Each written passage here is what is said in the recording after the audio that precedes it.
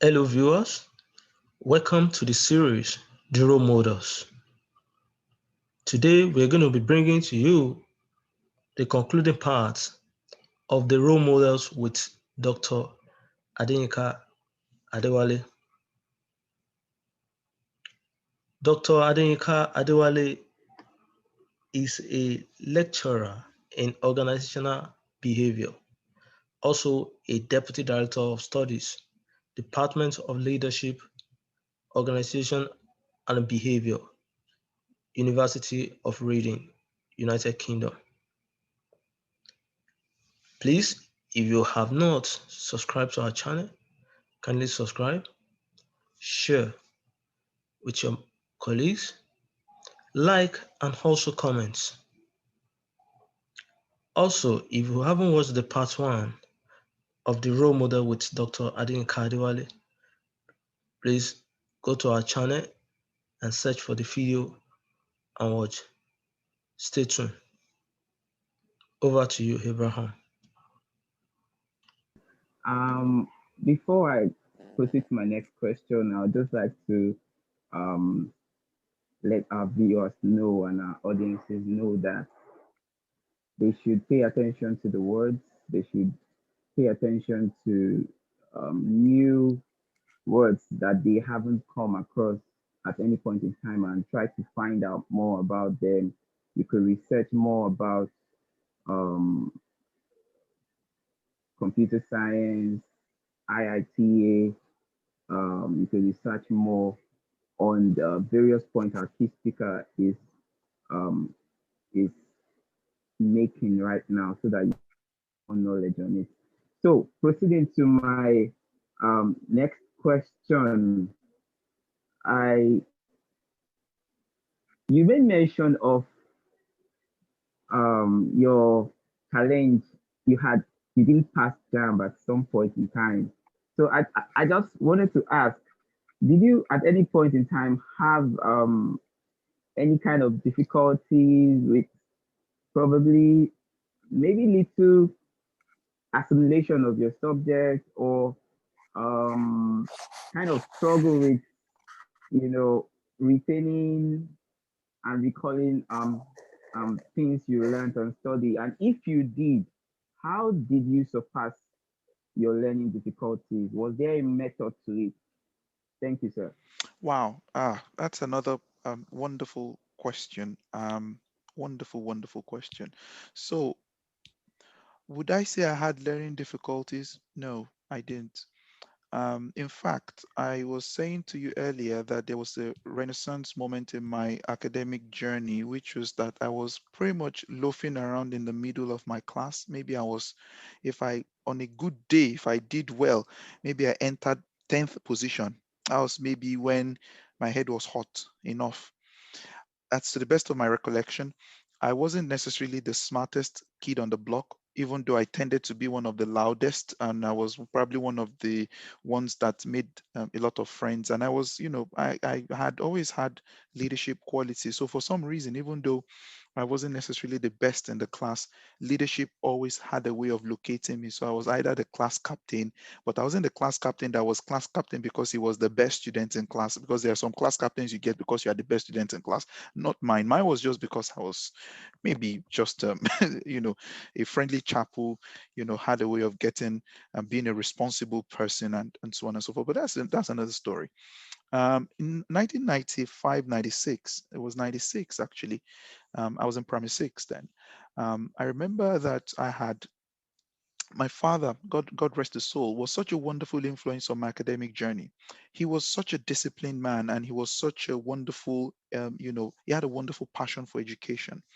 And one of the things he did, even though he would come to Ibadan only on the weekends to visit us, because my mom and my brothers and I were living in Ibadan, and he was working in Lagos, so his job was in Lagos, so it was pretty much a weekend dad, but was such a heavy presence in the house because he would call us every day and he would check up on us and all of that. It was such a wonderful, thing to have an involved father. And for anyone who is listening who may not have had that privilege, I'm so sorry that you may not have had that privilege, but I know that there will always be people that, God may have positioned in your life to fulfill the same function. But in my case, My father had such a heavy presence, and that gave me a lot of stability and balance. If nothing at all, I had to, measure up, because he was, investing a lot in his own, in terms of time, to keep us going. He insists that he would monitor our studies in whatever way he could. He was an engineer by profession, so the best he could do was maths and English, and maybe the sciences, physics, chemistry, biology, when I started doing them. But I was still in primary school, so it was maths, English, and integrated science, that, or some science course that he could monitor. He could say, where are your textbooks? Okay, make sure you do chapter 5 and chapter 6. On that particular weekend, my father just called me and said, he was thinking about some math problem, and he said, do you know Pythagoras theorem? I said, Pythag what? I mean, sorry, no idea.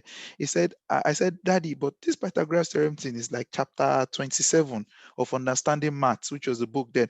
I said, Daddy, I'm still in chapter 5. Oh, I'm a young startup here. I'm not yet rolling with the Amazons. And then he said to me, he said, don't ever look down on yourself. That's another lesson. Don't ever look down on yourself. Don't ever think you can't know it. He said, those who know these things, they only applied themselves to it. They mastered it, and they got to know. I said, Daddy, I said, don't worry. In fact, he said to me, it was one of the first and the most beautiful lessons I learned on stretching your mind. Because once you stretch it, it will never go back to where it was before. He stretched my mind and he said, go and bring the book. I will teach you, and I will teach you Pythagoras theorem. My father taught me Pythagoras theorem in 30 minutes. I got it. I said, this thing is simple. So you just, square of this one, square of that one, and then, add that together, you get the hypotenuse. And I said, is that simple? I said, well, you didn't tell me it was this simple. He said, but you didn't give yourself a chance. You see, that's another lesson. Don't disqualify yourself before you experience the real thing. Don't disqualify yourself, because I had disqualified myself even though I had not even given myself a chance to go explore. Who said you can't do it? Who said you don't know it? Who said you can't master it? Those are wonderful questions. Who says you can't? What you say to yourself is more important than what every other person is saying around you. What people around you are saying can inform you, can shape you, because the dominant voices in your life will affect the trajectory of your life. But I have also been in situations where what was being said outside into me was curtailed, because what I was saying to myself that was going out was different. And because I could control myself from the inside, I negated every other negative voice that was coming from the outside. And that's an important lesson to learn and to master. Your environment may be constraining you, but you ultimately have to live out, overshadow and live beyond the environment by giving yourself the permission to dream and to harness your imaginations. So that day was the first day that I did something that was beyond my pay grade, and I mastered it. And that made me realize that there was nothing that I could not do if only I applied my heart to it and I gave myself the permission to learn it. But this was where the story becomes interesting. The following week, it was as if my father was an angel. It was as if, in fact, he went to have a meeting with the school principal. Because the following week, I remember it was a Monday, I got a call in the classroom. I was in class. I would never forget. My class teacher, Mr. Unjoku, never forget the man, came to the front of the class and said that there was a national mathematics competition, which was based in Suleja then, some National Mathematical Center, that they were doing a national mathematics competition for primary schools across the entire country, and that each school that they had picked within different regions or vicinity would need to present a student to go to the state level to contest in a maths competition at the state level, and that the school had identified the top 20 people in maths based on performance. I wasn't top. Remember, I said I wasn't number one, I wasn't number two, I was number three, I was number four, number five. I was probably number 10 or 15, somewhere in the middle there. But anyway, I made the cut. I made the quota of the top 20. They put us into a classroom and they were going to give us 10 questions. Guess what the questions were? Pythagoras theorem. You may be shocked, but I kid you not.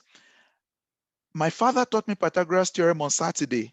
I walk into school on Monday, the biggest opportunity of my life sat on my legs on the principle of what he taught me on Saturday. But because it was fresh in my head, I finished it in 10 minutes. Everybody said this guy has failed because, this thing could take like an hour to solve. But I did it and I got 100%. And that was how I became the sole representative of the school. That experience changed my life. So the responsibility that came with having to represent my school meant I needed to shake myself up. And then I had to start to do maths topics that I hadn't thought of before. I had to start to stretch. And that was the beginning of the expansion of my mind. I won the scholarship at the state level. I even won the scholarship at national level. So I was given the full, scholarship from GSS 1 to GSS 3. The National Mathematics Center paid my school fees. I remember the stipend then was, I think, 5,000 naira per academic session, which covered a part of my school fees up to GSS 3. So 5,000, 5,000, 5,000, I believe, way back then, which was a lot of money. And so that journey changed my academic trajectory. So I became a good student because once you taste success, you don't you it's like once you taste wealth, you never want to be poor again. Once I tasted academic success through excellence, I knew that my standard had to remain at that level of excellence. So I became a good student. I became an A student overnight. That's the way I always put it. The potential was always there. Don't get me wrong. Someone had to believe in me. My father showed me the way. The potential became unleashed. What's potential? What you can become but haven't yet become. That's what we call potential. Everybody has potential. What we need is someone to believe in us to unlock the potential. So I remember I got in GS1, GS2, SS1, SS2, became an A student. I became almost top of my class. If not, if I was top three under any circumstance. I was high up there, always. I did my GC SS2. I'm going to your question, Femi. I did my GC in SS2. I had 7 distinctions and 2 credits. When I got into SS3, I did my WAEC, I did my NECO, 8 distinctions, and I aced it. Jump messed me up. So the question is, how did a guy who was apparently good, how did he mess up an exam that was that important as JAMB? Because JAMB was the one we needed to get to, because it's called University Matriculations Exam, UME. You need that to get into university. I'll tell you what led me to fail JAMB. Not once, but the second time I passed it only sparingly. Mindset. It wasn't the mindset of pride, fear. On top of all my conquest, JAMB felt like an almighty exam. I will never forget that in preparing for JAMB, I was so scared. I was so scared that I began to learn things that didn't exist. So I began to base my preparation on conspiracy theory. I'll tell you one of them that made me feel the first time. One of the conspiracy theories was JAMB does negative marking. I don't know whether it is true or it is a lie. But one thing I knew was that I then began to prepare myself on the basis of, if I had a past question, if I could answer only the ones I knew correctly, I would excel in JAMB. In fact, I would get maybe like 300. That was my thinking. How foolish was I? I didn't have the right information. One of the greatest disasters that can happen to any human being on this planet is to build their life opportunities on assumptions that are not founded. I'm going to say that again. One of the greatest disasters that can befall a man is to build their life's opportunity and preparation on assumptions that are not founded. Just like when you say to yourself, I can't make it, and that's you stifling yourself, and you begin to build your life on that assumption, you have failed already.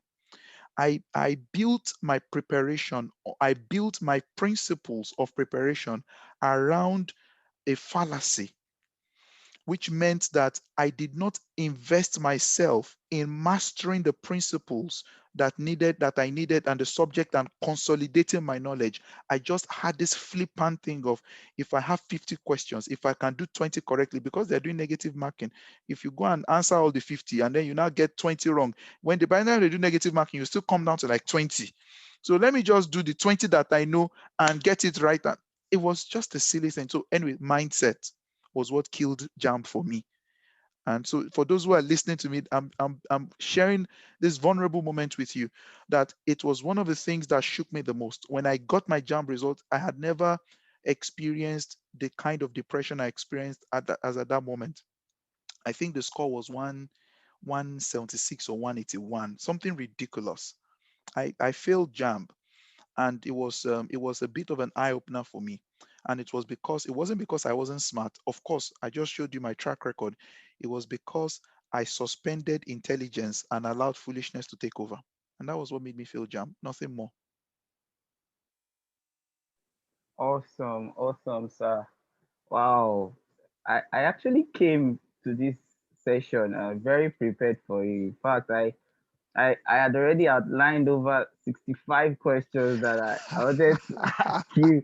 But see, sincerely, you've answered up to 30 something, even with just asking three questions, because you're just picking everything. And the place of having a figure of um someone to be accountable to, Yes. even not everyone are privileged to have caring words, but somewhere around you, I believe that there is just someone that God has placed, you know to to to see that you are taken care of.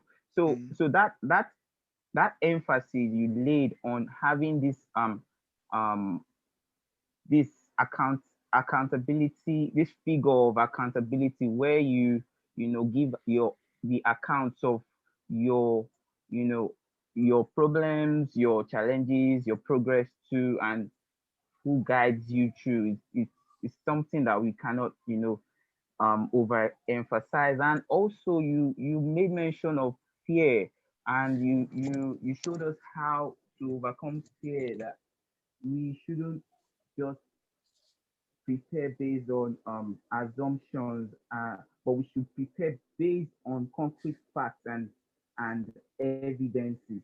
So proceeding on with my questions, I would, because I had, okay, childhood, I had primary, then I had, okay, entry session, university entry session. You covered all that.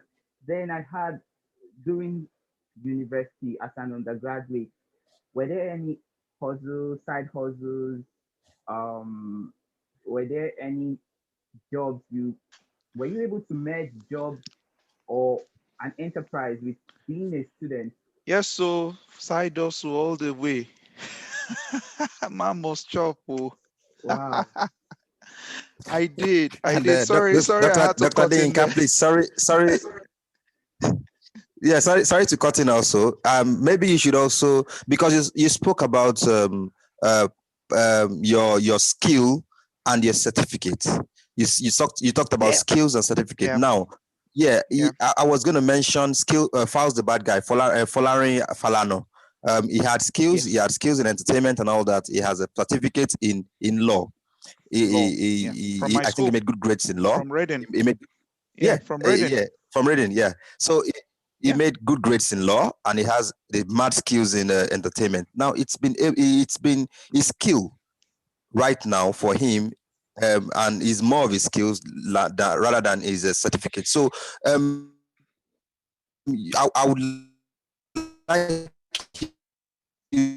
to emphasize or to talk more about that skill and the certification aspects, like Okay. what should our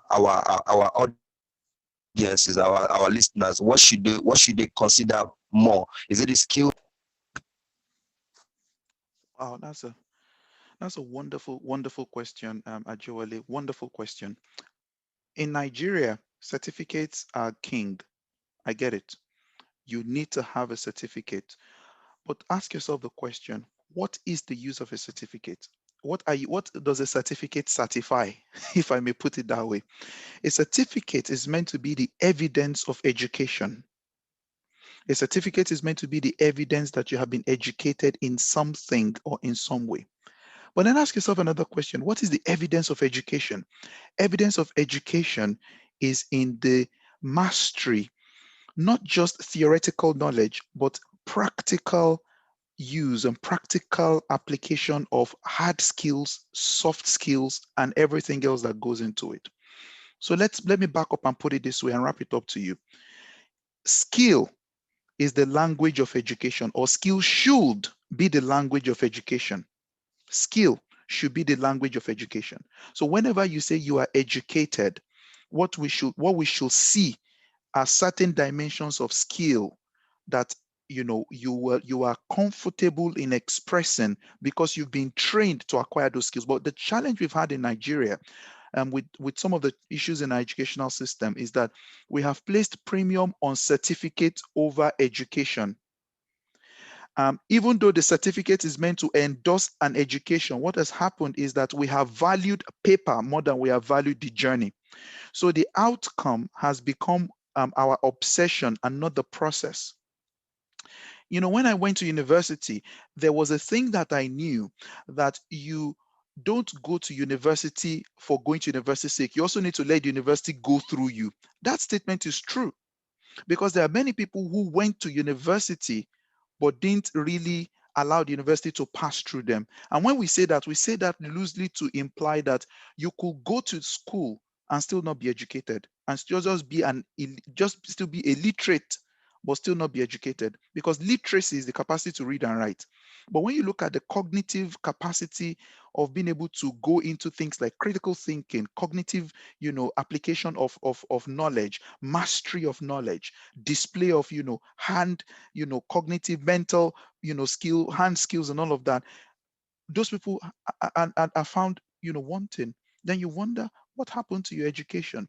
So, like you were saying, Adewale, about Fowles, the bad guy, who is a great example of someone who doesn't just have a certificate, but is also skillful in a particular area.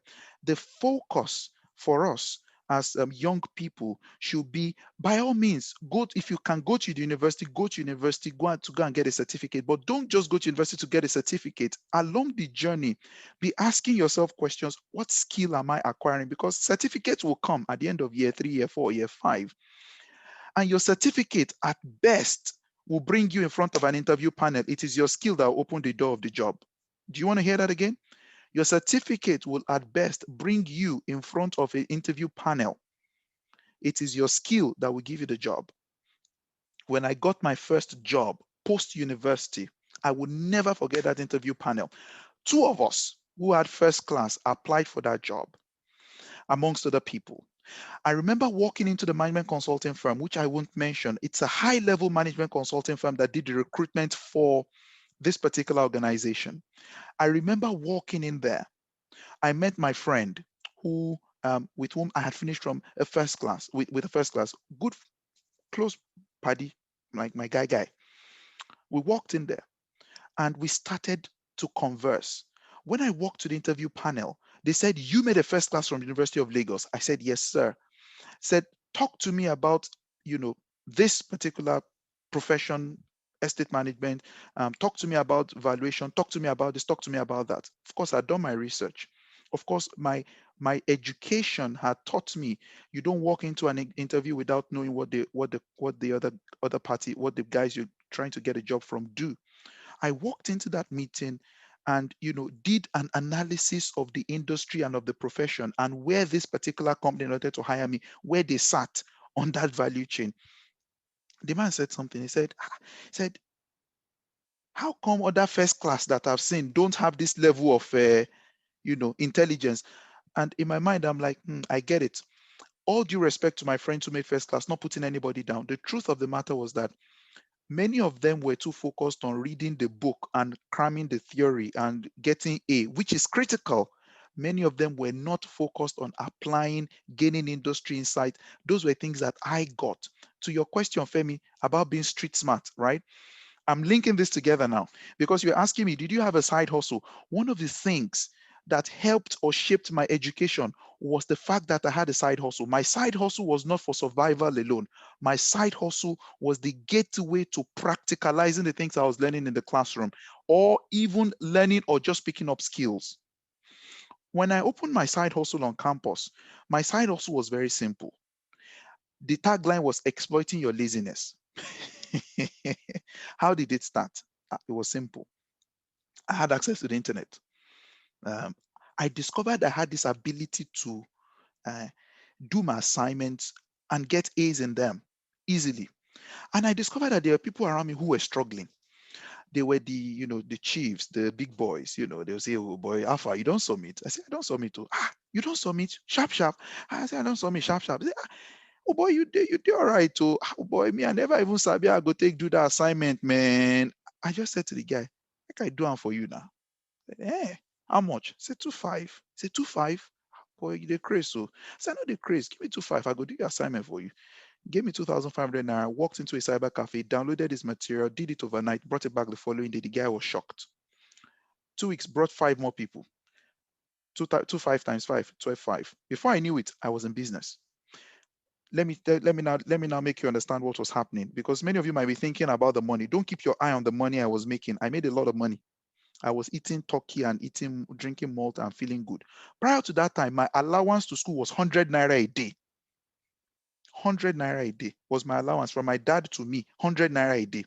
And let me tell you how I used to live in Lagos. I lived in Iwaya. Many of you who know Lagos know Iwaya, the slum area Iwaya, and University of Lagos. You know it's meant to be close, but my faculty is estate management, or my faculty was environmental sciences, which is at the first gate. So meaning that before I can go from Iwaya to first gate, I need to take 2 buses. I need to take the bus from Iwaya to Onike, and then take the one from Onike to Bariga, drop at first gate, and then walk into campus. Doing that transaction should cost 30 to 40 naira, but early morning rush, you know how crazy it can become. There's the option of Okada. Option of Okada meant I take Okada from the gate of my estate where I was living, the small street where that was gated street, and that Okada would take 50 naira or 60 naira, depending on how their head was doing. You know how Okada people charge you randomly, but it was between 50 and 60 naira. Can you do the math? You are given 100 naira a day allowance. If you take Okada 60 naira, you don't have enough money to come back home. You don't have enough money to eat. If you do bus, 30 naira to go, 30 naira to come, 40 naira to chop something. And that to eat something meant I need to eat 1 bottle of Coke, which then was 30 naira, and to buy biscuits, Okin biscuits or digestive, 10 naira what? 3 for 10 naira. That's how much they used to sell it then. So I will chop 3 biscuits and drink Coke on top. That was lunch. I couldn't survive on that much. So what I began to do was I would leave home 7 a.m. and trek 45 minutes to get to campus, which I didn't know was implicitly developing my work ethic, the ability to abase and save money, and then do the work, delay my gratification. I'm speaking to someone now saying to you that your reason why you may not be growing is because you are too quick on the reward and not allowing the principle of delayed gratification. I delayed gratification. If I can save the 100 naira by walking, I can eat better and then go back home walking and knowing that I'm chilling. Ask me the question, what were you doing on the road for 45 minutes when you're walking from home to school and school back to home? Dreaming. I was expanding my mind. I was seeing myself abroad. I was seeing myself standing on international stages. I was seeing myself doing things that only I could think of in my dreams. There was no clue those things could happen, but I gave myself the liberty to dream. I was living in a slum community, nothing good to behold in my environment, except for my father, who was my role model. Every other thing around me wasn't pleasant or particularly pleasing. I gave myself the permission to think. So here was I collecting assignments. I was doing the same assignment. 10 people line up. Yinka, do our assignment for us. Do you know what that meant? I needed to produce 11 versions of the same assignment so that my lecturer would not get or even suspect that one person did everything. I designed cover page, printed, laminated, and I had to come up with the same content, but vary it in such intelligent way. Guess what that did to me? Expanded my capacity for creativity, expanded my capacity for critical thinking. I had to start to ask myself questions. What model can I take to create or design this same report for different people without anybody ever suspecting that it was one person that did it? And I had to I had to write them in different language, different intonation, and even was able to adjust each report to the particular grade that the student deserved. Because some students, they can never make A. So if you go and do an A work for them, and I will tell them before I do the work, I say, look, you can't do, they know you can't get A. So let me just do a work for you that will get you C or maybe a B if you are lucky. And everybody will not frown at you. And people were happy to pay me for that job. So as I was getting these monies, I was building myself up entrepreneurially. At some point, I sold water. At some point, I became an IT consultant. I became the guy who was getting softwares, installing for lecturers, taking their computers to Computer Village. All those side hustles were the things that consolidated my education. So I would read at night. Study Land Use Act, study land planning. In fact, some of my friends and I gathered recently and we're talking. I led the team to do a project in Lagos Island, which was the regeneration of Lagos Island. When I began to break down the assignment for these guys, everybody was looking at me that, what the heck is this guy talking about? When I said to them, guys, there's an app called Google Map. On Google Map, we will get the 3D satellite image of the area we're meant to focus on. We will map out the gentrified area. We will map out the slum area. We will create a new plan and tell them how these different streets link together. People are like, we don't understand what you're saying. Where did you learn all of this? How did you know all of this? Well, it was simple. When I was sitting on the computer at home, working, understanding things, it was when I was consolidating my skills. So I wasn't just learning theory. I gave myself the permission to apply my skills, to apply the knowledge in a way that then gave me skills. Those skills complemented my certificate. So when I walked into that interview, they saw the same certificate, first class, different skill sets. It was a skill that gave me the job, not the certificate.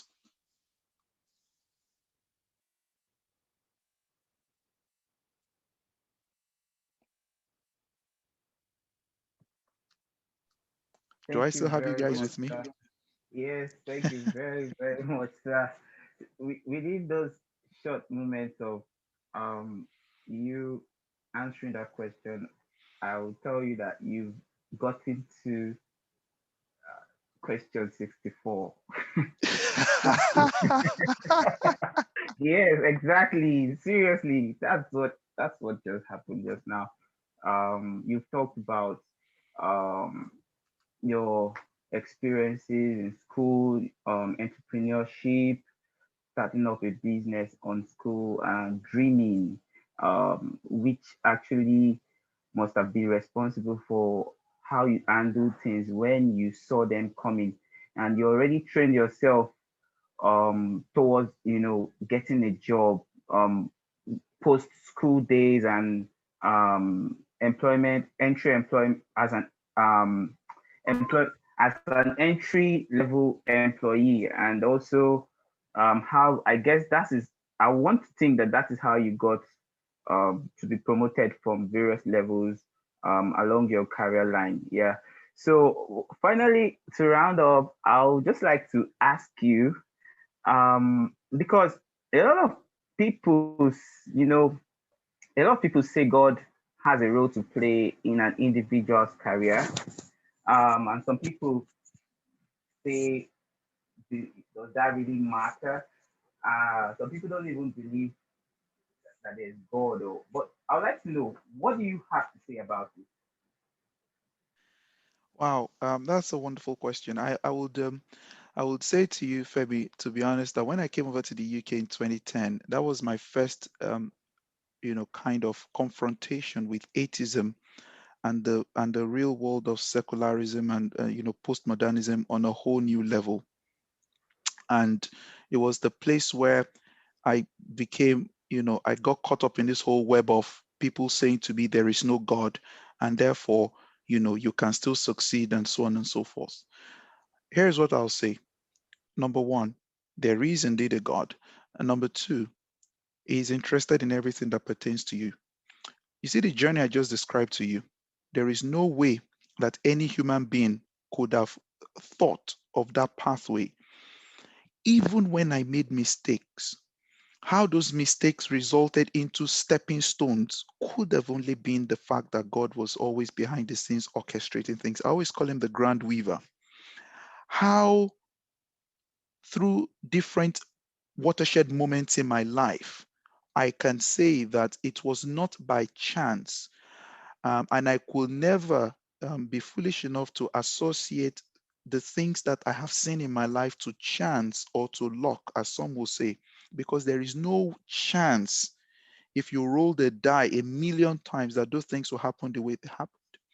From the moment my father taught me Pythagoras theorem to Pythagoras theorem being the thing that then set me apart in class, that got me the scholarship I then got. What were the chances that it was that weekend that conversation should have happened? What were just the chances? To when I came over to the UK, when I was between, and let me just say this before so that you can get the whole, you can understand where I'm coming from. When I came to the UK in 2010, Just before I finished my master's, my father passed away. I lost my father, October 1st, 2011. It was one of the lowest, if not the lowest moments of my life so far. His death ripped me apart. I was shocked. I had lost a good friend. I had lost a mentor. I had lost someone whose voice I honored and respected and who had played a huge role in my life. Um, all I could do to rebound was to keep serving. I kept serving. There was a small Bible study on campus. I would go there. I would serve. I would teach the little I could teach. I could contribute the little I could contribute. One day, I was in the library, University of Reading Library. I was sitting by the edge of the wall there. I remember I just had this thing of, I had finished from university. I had finished from Henley Business School. I was going to come back to Nigeria. Okay, so I had done all I could, but I was thinking, let me just let things settle down a little bit. I lost my father, go back to Nigeria, pick your life up, start from scratch. What were my plans really? All those while during my years of imagination, I had written down in a little note that if God will permit me, I want to do a PhD. But I didn't think about it anymore. In fact, when I finished my master's and I lost my father, for me, it was like the world came caving down on me. So I didn't even have the capacity to dream as I should be dreaming. I had lost touch with my dreams. That day, I stood up and I just had this nudge. Again, when you have those nudges, that's not because you are a superman. It was God by his spirit doing his work. I walked out of the library, went to the business school to take a walk. Remember, I was a graduated student. I had no business going back there except to just go and sit down and chill. But at the same instance I was walking in, I saw one of my lecturers during my master's degree. She saw me first, beckoned on me and hugged me and said, "How you doing?" I said, "I'm good." She said, "What are you still doing?" I said, "I don't know. I mean, I just trying to settle down and find my next level, like maybe going back to Nigeria next month or two, just trying to settle my mind a little bit." And I told her I lost my father, and she commiserated with me. And then she said something to me: "What plans do you have for your future?" I said, "Well, I've always wanted to do a PhD." You see, the moment when you are given a blank sheet to express yourself, it is the product of your imagination that will give you voice at that point. Imagine if that woman gave me that platter and then I said, "I don't know, I'm just there." That's how she would have said she would move on. But I said, "Ma'am, I've always wanted to do a PhD, but I just don't know what." And she said, "You want to do a PhD?" And then she said something: "You were one of the students I absolutely liked in when you were doing your masters. I liked how you gave me respect in class." These were her words. "How you didn't join others to laugh when they were laughing at me." These were her words. She said, "For that reason, I'd like you to put in your application." I said, "What?" I said, "Well, I don't even know how to apply." She said, "Write the proposal, put in your application." Femi, Peter, everybody else, that same week, not quite 5 days after I put in the application, I got a full scholarship to study a PhD. Was that because I was intelligent? No.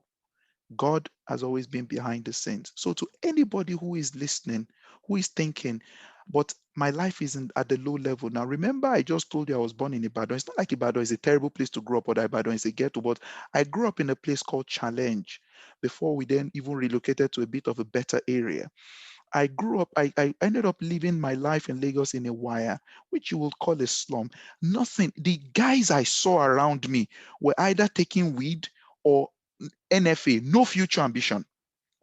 I kid you not. There was nobody around the vicinity of my house, the entire street, that I would say I looked up to say, this brother looks like where I'm heading. Everything I saw around me was telling me, was screaming at me like, "You are in this and you are in this trap." The only thing that helped me out of that trap was my imagination and the ability to dream and to trust God, that if there was indeed a God who honored the dreams of men, who granted the desires of the hearts of men, he will grant my own desire someday. Everything else began to line up to follow the dreams and the passion and the visions that I've put inside my head. So God created and orchestrated resources to help me fulfill what he had put in my head as a dream or vision. So I hope that answers your question, Femi. Definitely, sir. Definitely. That was a very wonderful um, life experience testimony. And at this point, I believe that everyone listening, all of our listeners, really, really started getting the direction towards um, an excellent career path, if not um, have gotten a full direction of what to do at this point in time. Mhm. At this point, I want to encourage all our listeners to try as much as possible to um, listen to this podcast over and over, watch it over and over, and take note of all the key items and um, all the illustrations and examples which our guest speaker role model today, Dr. Benga, Dr. Adewale Adeyinka, has uh, highlighted today.